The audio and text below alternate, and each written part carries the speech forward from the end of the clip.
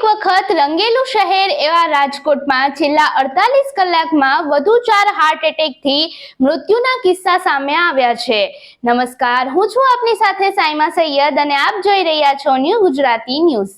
રાજકોટમાં છેલ્લા ઘણા સમયથી હાર્ટ એટેકના કિસ્સાઓમાં નવયુવાનોએ જીવ ગુમાવવાનો વારો આવ્યો છે।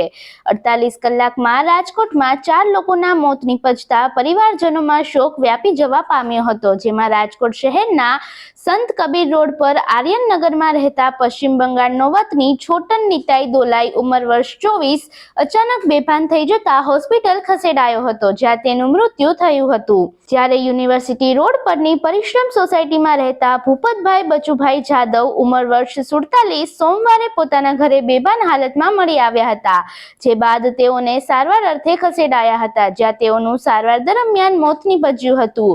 બીજા બે બનાવોમાં લીબડામાં હાર્ડવેરના કારખાનામાં કામ કરતો બિહારનો ધનંજય અવતારરામ યાદવ ઉંમર વર્ષ 28 રવિવારે સાંજે કારખાને ગયો હતો, તે દરમિયાન છાતીમાં દુખાવો થયો હતો તેમજ પરસેવો થયા બાદ તે બેભાન થવા પામ્યો હતો, જે બાદ ધનંજયને રાજકોટ હોસ્પિટલ ખાતે ખસેડાયો હતો, જ્યાં સારવાર દરમિયાન તેનું પણ મોત નિપજ્યું હતું। જ્યારે જસદણના ખડવાવડીમાં રહેતા ખોડાભાઈ બીજલભાઈ મેર ઉંમર વર્ષ 46 અચાનક વાડીએ બેભાન થઈ ગયા હતા, જેઓને સારવાર અર્થે રાજકોટ હોસ્પિટલમાં ખસેડાયા હતા, જ્યાં સારવાર દરમિયાન તેઓનું પણ મોત નિપજ્યું હતું।